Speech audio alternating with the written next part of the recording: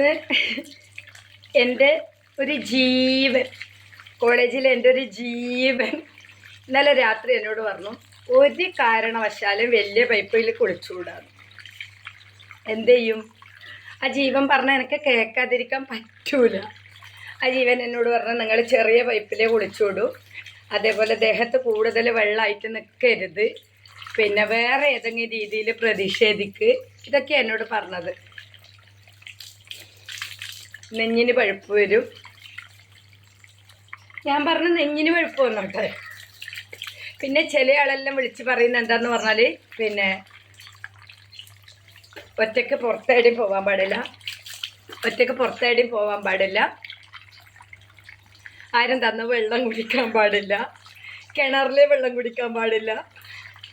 പിന്നെ ഏറ്റവും സീരിയസ് ആയിട്ട് പറയാനുള്ളത്, കേരളം കണി കണ്ടുണരുന്ന ഓരോ ദിവസവും മയക്കുമരുന്ന് മാഫിയ കൊലപാതകം, മയക്കുമരുന്ന് മാഫിയ കൊലപാതകം, മയക്കുമരുന്ന് കൊലപാതകം, കൊലപാതകം, ക്യാമ്പസിൽ കൊലപാതകം, പിന്നെ മെഡിക്കൽ കോളേജിൽ കൊലപാതകം, വീട്ടിൽ 5, 6 ഇപ്പോൾ ഒരു കൊലയൊന്നും ചെയ്താൽ അതിനൊരു വലിയ വാർത്താ പ്രാധാന്യമില്ല. ഒരു 4-5 കൊലയെല്ലാം ചെയ്യണം. 1, 2, 4, 5 അങ്ങനെയൊക്കെ ചെയ്യണം. എന്നാലും ഇനിയിപ്പോൾ നമ്മളെ നാട്ടിൽ എന്തെങ്കിലും തരത്തിലുള്ള നീതി കിട്ടുമെന്ന് എനിക്ക് എന്നാലും സംശയമാണ്. അപ്പോൾ എല്ലാവരും ഇപ്പം എന്നോട് പറയുന്നത്, ദയവ് ചെയ്തിട്ട് പിന്നെ ഈ കുളി ഫോണിൽ വെള്ളമെന്നുകൊണ്ട് കുറച്ച് ദൂരം വന്നതാണ്. പിന്നെ ഈ കുളി നിർത്തണം, ഇത് ആരോഗ്യ പ്രശ്നം ഉണ്ടാക്കും. എനക്കെന്ത് ആരോഗ്യ പ്രശ്നം? എനക്കെന്ത് ജോലി? ഈ വെള്ളം കളിയെന്ന് പറഞ്ഞാൽ ഇന്ന് കുറേ സമാധാനമുണ്ട്. ഇങ്ങനത്തെ പൈപ്പില്ലാഞ്ഞിട്ടോ ഒരു സൗകര്യമില്ലാഞ്ഞിട്ടോ അല്ല, നിങ്ങൾ അങ്ങനെയൊന്നും തെറ്റിദ്ധരിക്കരുത്. ഇതിപ്പോൾ കിച്ചണിൻ്റെ ബാക്കിലാണ്. ഞാൻ എപ്പോഴും തുണി അലക്കിയിട്ടത് കാണുന്നില്ലേ, ഞാൻ എപ്പോഴും ഫ്രണ്ടിൽ നിന്നാണ് കുളിക്കുക. അതെന്താന്ന് പറഞ്ഞാൽ അവിടെ ഇൻ്റർലോക്കും വലിയ പൈപ്പും ഉണ്ട്. ഇതും ടൈൽസ് തന്നെയാണ്, ഇവിടെ പ്രശ്നമൊന്നുമില്ല. പിന്നെ അപ്പം ഈ പൈപ്പും ഉണ്ട്, ഈ പൈപ്പ് ഇല്ലാഞ്ഞിട്ടൊന്നല്ല. പക്ഷെ എൻ്റെ ജീവൻ്റെ ഉപദേശം മാനിച്ചിട്ട്, എൻ്റെ കോളേജിലെ ജീവൻ്റെ ഉപദേശം മാനിച്ചിട്ട് പിന്നെ ഞാൻ ഇന്ന് ഇങ്ങനെ പ്രതിഷേധിക്കാം. ഇനി എല്ലാ ദിവസവും ഇങ്ങനെയൊന്നും പ്രതീക്ഷിക്കണ്ട. പിന്നെ ഒരു കാര്യം എന്താ പറയാനുള്ളതെന്ന് വെച്ചാൽ, ഞാനും ഒരു മയക്കുമരുന്നിൻ്റെ ഇരയാണ്. മയക്കുമരുന്ന് ഉപയോഗിച്ചിട്ട്, മദ്യം ഉപയോഗിച്ചിട്ട്, അതായത് ലഹരി വസ്തു, അതേതും ആയിക്കോട്ടെ, എനിക്കതിൻ്റെ ബ്രാൻഡ് നെയിമൊന്നും അറിയില്ല. അപ്പോൾ ഈ ലഹരി വസ്തു ഉപയോഗിച്ചിട്ട് ലാബിൽ വന്നത് ചോദ്യം ചെയ്തതാണ് എന്നെ ഈ കുളിയിലേക്ക് എത്തിച്ചത്. പിന്നെ എല്ലാവരും പറയുന്നത് ഭയങ്കര ക്ഷീണം, മെലിയാൻ ഒരുപാട് ആഗ്രഹമുണ്ട്. എൻ്റെ പിന്നെ വീട്ടിലെ പാരമ്പര്യത്തിന് ഭക്ഷണം മുഴുവൻ കയ്യാവ് കൊണ്ടുപോവുക. അപ്പം പിന്നെ മെലിഞ്ഞോട്ട, ഇതൊന്നും വലിയ കാര്യമൊന്നുമില്ല. പിന്നെ നഗ്നത, അത് പിന്നെ വിഷയമേ അല്ല. പിന്നെ വീട്ടിൽ നിന്നിരുന്ന ഡ്രസ്സ് ഇട്ടിട്ടേ കുളിക്കാൻ പറ്റൂ, പട്ടുസാരി ഉടുത്തിട്ട് കുളിക്കുന്നില്ല, വേണ്ടി വന്നാൽ കുളിക്കാം. പിന്നെ ഏറ്റവും വലിയൊരു സംഭവം എന്താണെന്ന് പറഞ്ഞാൽ, പിന്നെ ഞാൻ കോളേജിൽ പിന്നെ ഞാനിതൊരാളോട് കൃത്യമായിട്ട് പറഞ്ഞിട്ടുണ്ടായിരുന്നു. അയാൾ എന്നെ കൈയൊഴിഞ്ഞാലും എനിക്ക് കുറ്റബോധമില്ല, ഇതൊക്കെ പറഞ്ഞിട്ടുണ്ടായിരുന്നു കൃത്യമായിട്ട്. അപ്പം ഞാൻ ഇങ്ങനെ സൈൻ ചെയ്തിട്ട് ഡ്യൂട്ടി സമയത്ത്, അതാ ഞാൻ പറഞ്ഞത് CCTV പരിശോധിക്കാൻ ഞാൻ വെല്ലുവിളിക്കുന്നത്.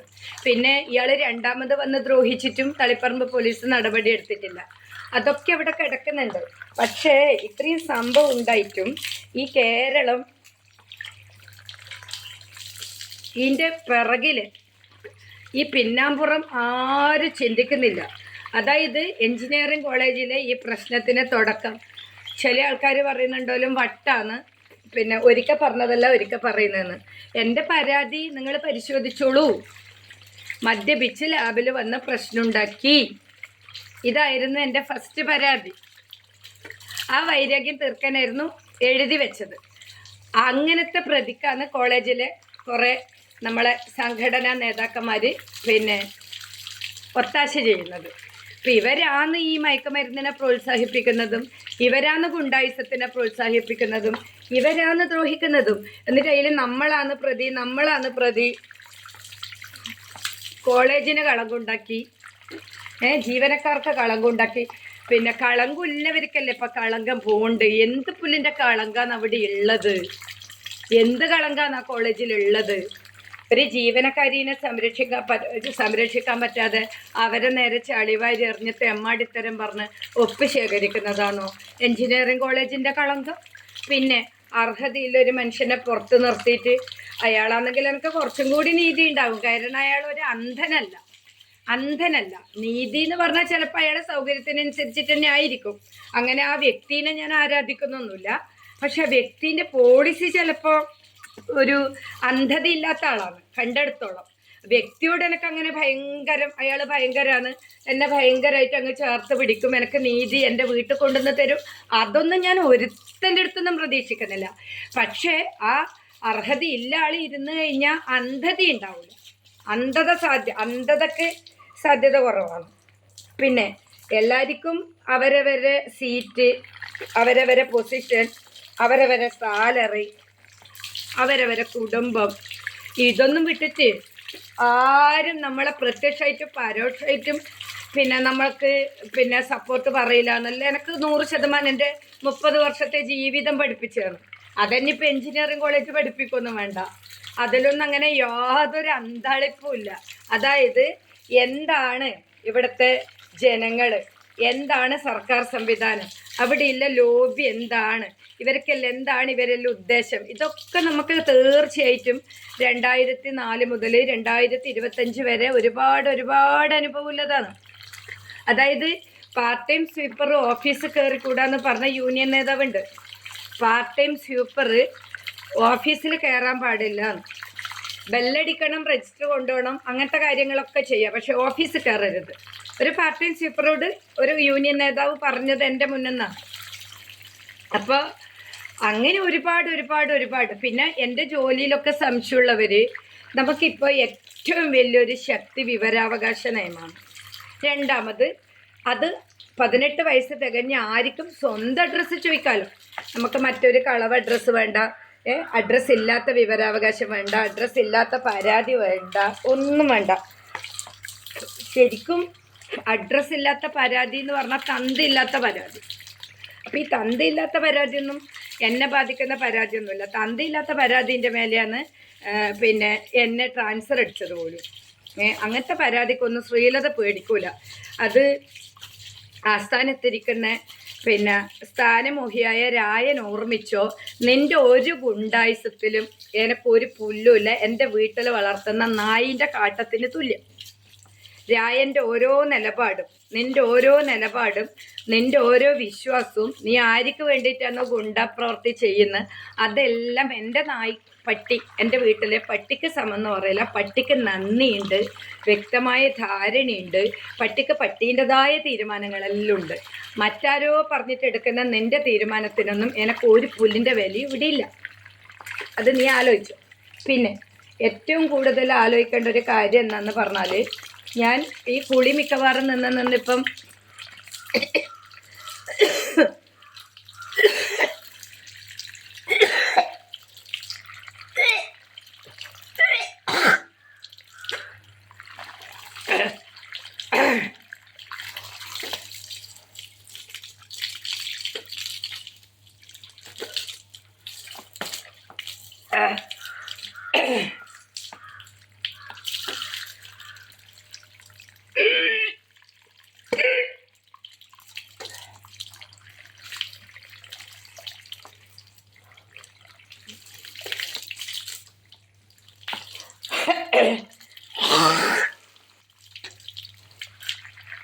സോറി, നെഞ്ഞിന് കഫക്കെട്ടുണ്ടല്ലോ, അപ്പം ഇടക്ക് വോമിറ്റിംഗ് ഉണ്ട്. കുഴപ്പമില്ല, സോറി. പബ്ലിക്കിൻ്റെ മുന്നിൽ അങ്ങനെ ഒരു ഇത് ചെയ്യേണ്ടി വന്നതിൽ സോറി. അപ്പോൾ ഞാനൊരു ഡ്യൂട്ടി സമയത്ത് ലാബിൽ മദ്യപിച്ച് വന്നതിൻ്റെ മേലധികാരിക്ക് വിവരം കൊടുത്തതാണ് ഞാൻ ചെയ്ത തെറ്റ്. മനസ്സിലായില്ല? അതായത് രജിസ്റ്ററിൽ ഒപ്പിട്ടിട്ട് വേഗം പോയിട്ട് പറശ്ശിനിക്കടവ് ബാറിൽ പോയിട്ട് മദ്യപിച്ച് വരും. ഞാൻ എൻ്റെ കോളേജിൽ എല്ലാവരോടും പറഞ്ഞു, നിങ്ങളൊരിക്കൽ പറശ്ശിനിക്കടവ് ബാറിലെ CCTV പരിശോധിക്കും. കോളേജിലെ എല്ലാ ഗേറ്റിനും CCTV ഉണ്ട്. നിങ്ങളത് പരിശോധിച്ചിട്ട് നടപടി എടുത്താൽ മതി. പ്രായമായ പെൺകുട്ടികളില്ല ലാബാണ്, അതും എൻ്റെ കസ്റ്റോഡിയൻഷിപ്പാണ്. ഒരിക്കലും അവിടെ മദ്യപിച്ചിട്ട് വരുന്നത് എനിക്ക് പ്രശ്നം സഹിക്കാൻ പറ്റൂല. തെറ്റാണ്. ആദ്യത്തെ കാര്യം തെറ്റാണ്. അതിൻ്റെ വരും വരായികനെക്കാട്ടിയും ഫസ്റ്റിൽ നമ്മൾ തെറ്റ് ചൂണ്ടിക്കാണിക്കലാണ്. അവൻ ചെയ്ത തെറ്റ് എൻ്റെ ദേഹത്താണ്, എൻ്റെ ശരീരത്തിലാണ് ഏറ്റിട്ടുണ്ടെങ്കിൽ അവനെ സംരക്ഷിക്കാൻ ആളുണ്ടാവും. അവനെ അന്തസ്സായിട്ട് സംരക്ഷിക്കും. ഈ ആരോപണവും ഈ പ്രത്യാരോപണവും വിലപേശലും എല്ലാം എനക്കാരും ചെയ്യാനുണ്ടാവില്ല. എന്നെ ക്രൂശിക്കും. അവർ വേണ്ടിയിട്ട് ഇപ്പോൾ വിലപേശുന്ന പാർട്ടി സഖാക്കന്മാരും എൻജോ യൂണിയൻകാരും KGOക്കാരൊന്നും എനക്കുണ്ടാവില്ല.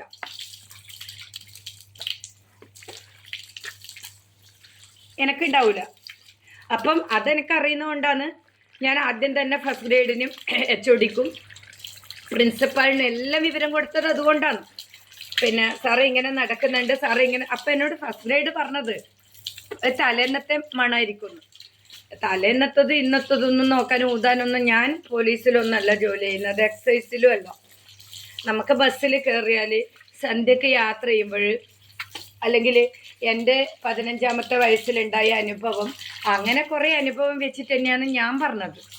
അല്ലാണ്ട് ഞാൻ ഒരു ജീവനക്കാരനോ അവരെ കുടുംബത്തിനോ കോളേജിനോ ഒന്നും കളങ്കപ്പെടുത്താൻ എനിക്കൊരാഗ്രഹവും ഇല്ല. ഞാൻ ഈ 20 വർഷത്തെ സർവീസിൽ 3 സ്ഥാപനത്തിൽ മാറി ജോലി ചെയ്തിട്ടും ഞാനൊരു സ്റ്റാഫിനെ ആരെയും കളങ്കപ്പെടുത്തിയിട്ടൊന്നുമില്ല.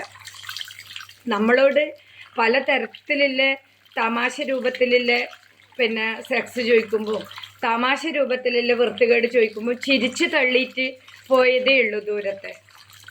നമ്മളാരും പേര് മനഃപൂർവ്വം പറയാനോ നാണം കെടുത്താനോ ഒന്നും ഞാൻ നിന്നിട്ടില്ല.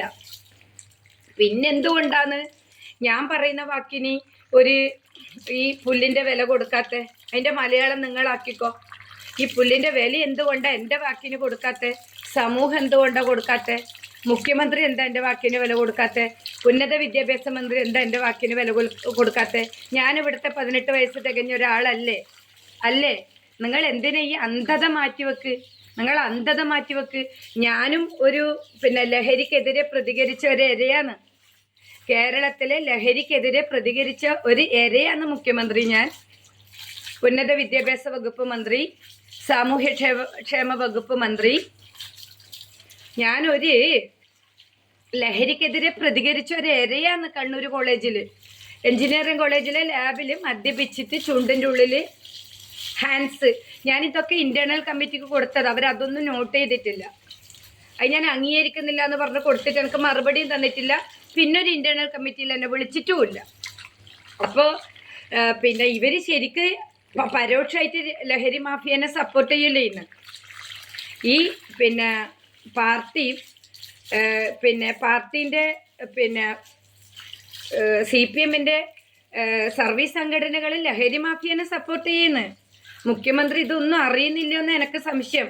ഉന്നത വിദ്യാഭ്യാസ മന്ത്രിയോട് പറയാൻ ഞാനില്ല. കാരണം അവരുടെ പ്രൈവറ്റ് സെക്രട്ടറിനെ ഞാൻ നേരിട്ട് വിളിച്ചു, ആ മന്ത്രിനെയും ഞാൻ നേരിട്ട് വിളിച്ചു.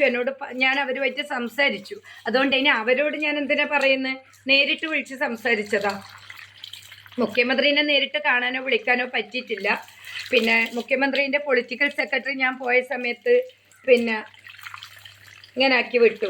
അയാളുടെ അടുത്തുനിന്നൊന്നും അതിലധികമൊന്നും പ്രതീക്ഷിക്കുന്നൊന്നുമില്ല. നമുക്കെപ്പോഴും തുല്യശക്തിയോട് ഏറ്റുമുട്ടണം എന്ന് പറഞ്ഞ പോലെ നല്ല വ്യക്തിത്വവും നല്ലൊരു മനുഷ്യത്വവും നല്ല വ്യക്തിത്വം, അല്ലെങ്കിൽ ഒരു ലേഡീനെ റെസ്പെക്റ്റ് ചെയ്യുകയൊക്കെ ചെയ്യുന്ന ഒരാളെടുത്ത് നിന്ന് നമുക്ക് അവഗണന ഉണ്ടായിട്ടുണ്ടെങ്കിൽ നമുക്ക് കുറച്ച് വിഷമം ഉണ്ടാവും. അതേപോലെ ഞാനിപ്പോൾ മുഖ്യമന്ത്രിനെ കാണാൻ പോയിട്ട് അദ്ദേഹം എന്നോട് പോയിക്കോന്ന് പറഞ്ഞാൽ സ്വാഭാവികമായിട്ട് ഫീൽ ചെയ്യും. കാരണം അത് എൻ്റെ കൂടി മുഖ്യമന്ത്രി ആയതുകൊണ്ട്. പൊളിറ്റിക്കൽ സെക്രട്ടറി എൻ്റെ ആരുമല്ല, മറ്റ് മന്ത്രിമാരൊന്നും എൻ്റെ ആരുമല്ല. പക്ഷേ മുഖ്യമന്ത്രി എൻ്റെയും കൂടിയാണ്. അത് ഞാൻ എപ്പോഴും പറയുന്നു. ഈ മുഖ്യമന്ത്രി എന്ന് പറഞ്ഞ അദ്ദേഹം എൻ്റെയും കൂടിയാണ്. അദ്ദേഹത്തിൻ്റെ പേര് പറഞ്ഞിട്ടോ അല്ലെങ്കിൽ അങ്ങനെ ഒരു മനുഷ്യൻ എല്ലാവരും തിരഞ്ഞെടുത്തിരിക്കുന്ന ആളല്ലേ. അദ്ദേഹത്തിൻ്റെ പേര് പറഞ്ഞിട്ട് ഈ ഒന്നുമല്ലാത്ത എനിക്ക് ഇങ്ങനെയുള്ളൊരു പ്രതിഷേധം നടത്തി 19 ദിവസമൊക്കെ ആവുമെന്ന് പറഞ്ഞാൽ എനിക്ക് തന്നെ പ്രയാസമായി ഇപ്പം. അതായത് ഒരുപാട് പ്രായമില്ല ആള്. അദ്ദേഹം ഒരു അച്ഛനല്ലേ, അദ്ദേഹത്തിന് മോളില്ലേ, അദ്ദേഹത്തിന് ഭാര്യ ഇല്ലേന്ന് ചോദിച്ചതാണ് ഇപ്പം സസ്പെൻഷൻ അടിക്കാൻ കാരണം. അത് എനിക്ക് എപ്പോഴും അതന്നെ ചോദിക്കാനില്ല, അത് ഞാൻ തിരുത്തുന്നൊന്നുമില്ല. അദ്ദേഹം മോളെ സ്നേഹിക്കുന്നു, മോനെ സ്നേഹിക്കുന്നു, ഭാര്യനെ സ്നേഹിക്കുന്നു, അദ്ദേഹത്തിൻ്റെ അമ്മേൻ്റെ കഥ പറഞ്ഞിട്ടുണ്ട്. പിന്നെ ഇത്രയും പ്രായമുള്ള കേരളത്തിൻ്റെ മുഖ്യമന്ത്രിൻ്റെ പേര് ഈ ഒന്നും അല്ലാത്തൊരു ഞാനിങ്ങനെ പ്രതിഷേധത്തിലൂടെ 19 ദിവസമൊക്കെ പറയേണ്ടി വരുന്നതിന് വലിയ പ്രയാസമുണ്ട്. എല്ലാ ബഹുമാനം വെച്ചിട്ടാണ് മുഖ്യമന്ത്രിയോട് പറയുന്നത്. വളരെ പ്രയാസമുണ്ട്. മുഖ്യമന്ത്രിൻ്റെ പേരൊന്നും എനിക്കങ്ങനെ പറയണമെന്നൊന്നുമില്ല. പക്ഷെ മുഖ്യമന്ത്രിനെ പോലെ ഇല്ല ആള് സ്ത്രീകളൊപ്പം ഇരക്കൊപ്പം എന്നൊക്കെ പറഞ്ഞപ്പോൾ VIPസിൻ്റെ കൂടെയൊക്കെ മുഖ്യമന്ത്രി നിന്നു. ഞാനിപ്പോൾ 19 ദിവസമായിട്ട് ആരോഗ്യമൊക്കെ വളരെ മോശമായി. ഇങ്ങനെ എൻ്റെ വീട്ടിൽ നിന്ന് പൊതുമുതൽ നശിപ്പിക്കാതെയും പിന്നെ ഞാൻ ആകെ ക്ഷമ ചോദിക്കേണ്ടത് ഈ ഭൂമിയോട് മാത്രമാണ്. ഈ ഭൂമിയിൽ ലേശം വെള്ളം ചിലവാക്കിയിട്ട് പ്രതിഷേധിക്കുന്നുണ്ട്. ഞാൻ പൊതുമുതൽ നശിപ്പിക്കുന്നില്ല, കറണ്ട് ഇല്ല, ഒന്നുമില്ല. ഒരു മോട്ടർ ഓണാവും, വെള്ളം തീരുമ്പം കുറച്ച് ഭൂമിയോട് ക്ഷമ ചോദിച്ചിട്ടാണ് കുളിക്കുന്നത്. നമുക്ക് കുടിക്കാനുള്ള വെള്ളം തരുന്ന ഭൂമിയോടില്ല ക്ഷമ. പിന്നെ ഒരുപാട് ആൾക്കാർ അഭിപ്രായം മാനിച്ചിട്ട് ഇത് ചെറുതാക്കിയിട്ടുണ്ട്. പിന്നെ അത് മാത്രമല്ല, വലിയ ഓസിട്ടിട്ട് 2 ചെവി അടഞ്ഞിട്ടേ ഉള്ളത്. പിന്നെ ഇത്രയും പറയാനുള്ളൂ. ഒരു ലഹരി മാഫിയ, ഞാൻ ഈ കൊലപാതകവും എപ്പോഴും TV ഓണാക്കുമ്പം മയക്കുമരുന്ന് കൊലപാതകം ഓരോ ലേഡീസിൻ്റെ കരച്ചിലും സങ്കടവും എല്ലാം ഇങ്ങനെ കാണുമ്പോൾ ഞാൻ വിചാരിക്കുന്നത്, ഞാൻ കരയാതെ പ്രതിഷേധിക്കുന്നു, ആ ലേഡീസ് കരയുന്നു. ഒരു ഉമ്മ ഹോസ്പിറ്റലിൽ മോനെ അനുകൂലിച്ചിട്ട് കിടക്കുന്നു. അതൊരു അമ്മ. അപ്പോൾ എനിക്കും ഉണ്ട് 2 മക്കൾ. അപ്പോൾ ഞാനിപ്പോൾ ഇങ്ങനെ പ്രതിഷേധിക്കുമ്പോൾ ഞാൻ വിചാരിക്കുന്നത്, ഞാനും മദ്യപിച്ച് വരുന്നതിനെതിരെ പ്രതികരിച്ചിട്ടല്ലേ ഇങ്ങനൊരു പ്രശ്നം നേരിടേണ്ടി വന്നത്. ഞാൻ എൻ്റെ ഡിപ്പാർട്ട്മെൻറ്റിലെ 4 ആളോട് പറഞ്ഞിട്ടുണ്ട് ഞാനിങ്ങനെ ഒരാളെ മദ്യപാനം എനിക്ക് ഫീൽ ചെയ്യുന്നുണ്ട് ലാബിൽ, എൻ്റെ കൂടെ ഇരിക്കുന്ന ഇന്ന ആളാണ്, മദ്യപാനമുണ്ട്. പിന്നെ ഈ ചുണ്ടിൻ്റെ ഉള്ളിൽ എന്തോ ഒരു സാധനം വെച്ചിട്ട് അതിൻ്റെ സ്മെല്ലുണ്ട്. കുട്ടികൾ അകത്തേക്ക് വരുമ്പോൾ ഇയാൾ പുറത്തേക്ക് ഇറങ്ങിപ്പോവും. പിന്നെ ആദ്യമൊന്നും മനസ്സിലായിട്ടില്ലേ, പിന്നെ മനസ്സിലായത്. ആദ്യം ഇയാൾ ജൂണിലാണ് വരുന്നത്. ഒരു മാസമൊന്നും എനിക്കങ്ങനെ മനസ്സിലായിട്ടൊന്നുമില്ല. പക്ഷെ ഇയാൾ ദൂരെ പോയിരിക്കും. അപ്പം കുട്ടികൾ ക്ലാസ്സിലേക്ക് വരുമ്പോൾ ഇയാൾ പുറത്തേക്ക് പോകും. സാധാരണ അധ്യാപകർ കുട്ടികൾ പോകുമ്പോൾ കൂടെ നമ്മളും പോകണമല്ലോ. പ്രത്യേകിച്ച് ടെക്നിക്കലാകുമ്പം ഇൻസ്ട്രുമെൻസിൽ ഒരുപാട് എടുത്തു കൊടുക്കാനുണ്ട് കുട്ടിക്ക്. പിന്നെ അത് അവരെ കാലിന് വീഴാതെയും ലക്ഷങ്ങൾ ഇൻസ്ട്രുമെൻറ്റ് പൊട്ടിക്കാതെയും അതേപോലെ കേട് വരുത്താതെയും നമ്മൾ രജിസ്റ്ററിലൊക്കെ നോട്ട് ചെയ്തിട്ട് അവർക്ക് കൊടുക്കുക. വലിയ ബാച്ചായിട്ടായിരിക്കും കുട്ടികളെ വിടുക. അപ്പോൾ തറക്കാതെയും പൊട്ടാതെയും എല്ലാം കുട്ടികളെ കൊണ്ട് നമ്മളത് സുരക്ഷിതമായിട്ട് അവരെ കയ്യിൽ കൊടുക്കണം. അതുകൂടാതെ ഗ്രൗണ്ടിൽ ഇവർ കൊണ്ടുപോയാൽ ആ ഇൻസ്ട്രുമെൻ്റ് സേഫായിട്ട് വാങ്ങി വെക്കണം, സൈൻ ചെയ്യിക്കണം. ഇവരെ ഗ്രൂപ്പായിട്ട് വിടും. അപ്പോൾ പുറത്തേക്ക് പോകുമ്പോൾ നമ്മൾ ഉത്തരവാദിത്വം വേണം. കാടില്ലാണ്ടും പാമ്പ് കടിക്കാണ്ടും കുട്ടികൾ തമ്മിൽ അങ്ങോട്ടും ഇങ്ങോട്ടും സംസാരിച്ച് സമയം കളയാതെ ഒരു കൃത്യമായിട്ടൊരു എക്സ്പെരിമെൻ്റ് ഇല്ലത് നമ്മൾ ബോധ്യപ്പെടണം. നമുക്ക് അവരെ ഏത് കാര്യത്തിലും നമ്മൾ ഇടപെടണം. അവരിപ്പോൾ എന്തെങ്കിലും ഫിസിക്കൽ പ്രശ്നമോ തലചുറ്റലോ വയറുവേദനയോ ഉണ്ടെങ്കിൽ നമ്മൾ ആശ്വസിപ്പിക്കും. അല്ലെങ്കിൽ ആൺകുട്ടികൾ വന്നിട്ട് മിസ്സേ എനിക്ക് ആ കുട്ടി എന്നോട് മിണ്ടുന്നില്ല, ഈ കുട്ടി എന്നോട് മിണ്ടുന്നില്ല, അത് സാരമില്ല മോനെ എന്ന് പറയാനില്ലേ കമ്മിറ്റ്മെൻറ്റ് അവിടെ ജോലി ചെയ്യുന്ന സ്റ്റാഫിനുണ്ട്. അതേ നമ്മൾ കാണിക്കാറില്ലോ. ഞാൻ ഇവനെ പോലെ മയക്കുമരുന്നും മദ്യപിച്ചിട്ടൊന്നും ലാബിൽ പോയ ആളല്ല. അവിടെ ഇല്ല. ഏതാളോട് ചോദിച്ചാലും വ്യക്തിവൈരാഗ്യം തീർക്കുന്നതേ ഉള്ളൂ. ഞാൻ ആരോടൊരു നെഗറ്റീവ് പറയുന്ന ആളല്ല. ഞാൻ എൻ്റെ ബാഗിലുള്ള ആൻറ്റിബയോട്ടിക് കൊടുക്കും, ഞാൻ ക്യാൻറ്റീനിൽ പോയിട്ട് ചൂടുവെള്ളം വാങ്ങിക്കൊടുക്കും. എത്രയോ പാസ് ഔട്ടായി പോയ കുട്ടികളോട് ചോദിച്ചറിയാം. നമുക്കെന്തായാലും ലേഡീസിന് മൈഗ്രെയിനോ വയറുവേദനയോ എന്ത് പ്രശ്നം ഉണ്ടെങ്കിലും നമ്മളെപ്പോൾ ഒരു 5 ആൻറ്റിബയോട്ടിക് നമ്മളെ ബാഗിലുണ്ടാവും. അതേപോലെ എന്ത് കാര്യമായാലും നമ്മളെ ഫ്ലാസ്കിൽ വെള്ളം ഉണ്ടാവും, ഇല്ലെങ്കിൽ അവിടെ പോയി എടുത്തുകൊണ്ട് കൊടുക്കും. ഇതൊക്കെ തന്നെയാണ് നമ്മൾ ഈ കുട്ടികളെ കൂടെ ഇടപെടുന്നതെന്ന് പറയുന്നവരിപ്പം എൻ്റെ നഗ്നതേനെ ചോദ്യം ചെയ്യുന്നു, എൻ്റെ സ്വഭാവത്തിനെ ചോദ്യം ചെയ്യുന്നു. ഞാൻ എപ്പം ആസ് എ ഹ്യൂമൻ ഞാൻ ഒരാൾക്കും എതിരല്ല. ഞാനൊരു കുട്ടികളോടോ ഒരു സ്റ്റാഫിൻ്റെ അടുത്തോ ഞാനൊരു അപമര്യാദയായിട്ട് പെരുമാറിയിട്ടില്ല. എൻ്റെ അടുത്ത് പറഞ്ഞ പല നെഗറ്റീവ് മീനിങ്ങും ഞാൻ ചിരിച്ചുകൊണ്ട് തള്ളിയതേ ഉള്ളൂ. എന്താണ് കാരണം? പിന്നെ അവിടെ ജോലി ചെയ്യണം, എല്ലാവരും മുഖവും പിന്നെയും കാണണം, ആരെയും വെറുപ്പിക്കണ്ട.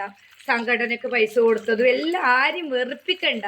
ഈ വെറുപ്പിക്കണ്ടെന്നില്ല രീതി ഇനി ആരും എടുക്കരുത്.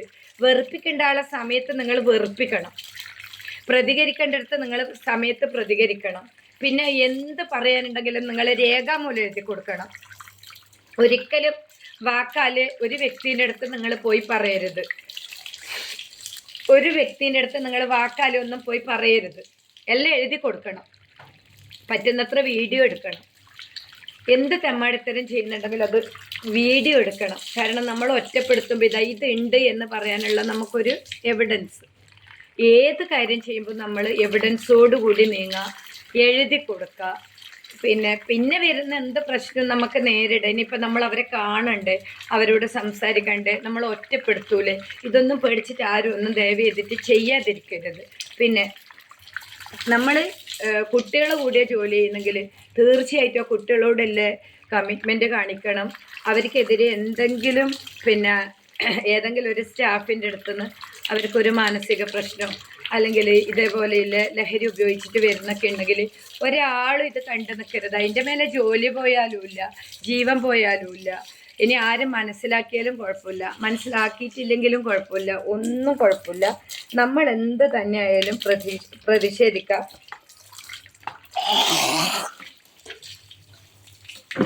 നമ്മൾ എന്ത് വരായിക വന്നാലും പ്രതിഷേധിക്കാം.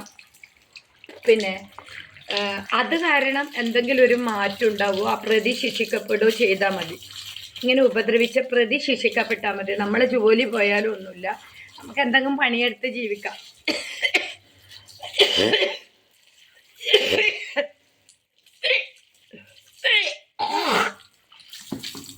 നമുക്ക് പ്രതികരിച്ചിട്ട് മരിച്ചാലോ, പ്രതികരിച്ചിട്ട് ജോലി പോയാലോ, പ്രതികരിച്ചിട്ട് അധിക്ഷേപം ഉണ്ടായാലോ, പ്രതികരിച്ചിട്ട് സസ്പെൻഷൻ അടിച്ചാലോ, പ്രതികരിച്ചിട്ട് ട്രാൻസ്ഫർ അടിച്ചാലോ ഒന്നും നമ്മളത് വില വെക്കണ്ട. അതൊരു നല്ല കാര്യത്തിനാന്ന് വിചാരിച്ചിട്ട് സമാധാനിക്കാം.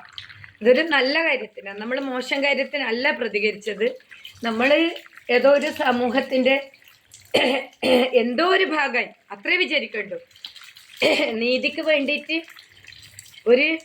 ഇത്രയും വലിയ ഭൂമിയിൽ ഒരു മൺതരീൻ്റെ .something മറ്റേ ആയിന്നോ അങ്ങനെ എന്തെങ്കിലും നമുക്ക് ആശ്വസിക്കാം. അത്ര അല്ലാണ്ട് ഇപ്പം ജോലി പോന്ന്, അല്ലെങ്കിൽ സസ്പെൻഷനാണ്, ശമ്പളമില്ല, അലിഗേഷൻസ് വെച്ച് ട്രാൻസ്ഫർ ആക്കുന്നു, പാർട്ടി ഗുണ്ടായിസം കാണിക്കുന്നു, ജീവൻ ഭീഷണിയാണ്, ജീവന് ഭീഷണിയുണ്ട്, കുടിക്കുന്ന വെള്ളത്തിൽ വിശ്വസിക്കാൻ പറ്റൂല. ഇങ്ങനെ ഒരുപാട് പ്രശ്നം നേരിടുമ്പോഴും നമ്മൾ പ്രതികരിച്ചു എന്ന് മാത്രം സമാധാനിക്കൽ. വേറെ ഒരു നേട്ടവും ഞാൻ എനിക്ക് ആവശ്യപ്പെടുന്നുമില്ല, കാണുന്നുമില്ല. പ്രതിനെ ശിക്ഷിക്കണം, നീതി കിട്ടണം. പിന്നെ എൻ്റെ അലിഗേഷൻസും എന്നെ ട്രാൻസ്ഫർ ആക്കാനും എന്നെ സസ്പെൻഷൻ അടിക്കാനും ഒക്കെ ഉണ്ടായ കാരണം അധികാരി രായൻ അനധികൃതമായിട്ട് അവിടെ ഇരിക്കുന്ന രായൻ പറഞ്ഞേ പറ്റൂ. രായനും HOD ഫസ്റ്റ് ഗ്രേഡൊക്കെ ഈ ഒരു നിലപാടിലേക്ക് ഞാൻ എത്താനുണ്ടായ കാരണം സമൂഹത്തിൻ്റെ മുന്നിൽ നിങ്ങൾ പറഞ്ഞേ പറ്റൂ. അതുവരെ സമരം തുടരും, ഇതിൽ യാതൊരു മാറ്റമില്ല. അതുവരെ എന്ത് തന്നെ ആയാലും ഇത് തുടർന്നുകൊണ്ടേയിരിക്കും. ഇങ്ങനെയെല്ലാം ചെയ്യേണ്ടി വരുന്നതിൽ ഒരുപാട് സോറി. കാരണം നല്ല ഹെൽത്ത് ഇഷ്യൂസ് ഉണ്ട്. ഹെൽത്ത് ഇഷ്യൂസ് മൈൻഡാക്കുന്നേ ഇല്ല. അതിനാണല്ലോ മരുന്ന് കമ്പനിയും നമ്മളെ ബഹുമാനപ്പെട്ട ഡോക്ടേഴ്സും എല്ലാം. പരിഹാരം അഡ്മിറ്റ് ആവാൻ പറയുന്നുണ്ടല്ലോ. അഡ്മിറ്റായി അവിടുന്ന് വീഡിയോ ഇടും. കുളിക്കാൻ പറ്റൂല, അഡ്മിറ്റ് ആയിട്ടുണ്ടെങ്കിൽ അവിടുന്ന് വീഡിയോ ഇടും. അല്ലെങ്കിൽ ഞാൻ ചിലപ്പോൾ നമ്മളെ PHCയിൽ ചിലപ്പോൾ അഡ്മിറ്റ് ആവും. അന്നേരം അവിടുന്ന് വീഡിയോ ഇടും. കുളിക്കാൻ പറ്റൂല. ഏതായാലും ഒരു ലഹരീൻ്റെ ഇരയാണ്. അതിനുവേണ്ടി ഒരു പൊടി പ്രതിഷേധിച്ചിട്ടുണ്ട്. പറ്റുന്നവർ കൂടെ നിൽക്കാം. തുടരും.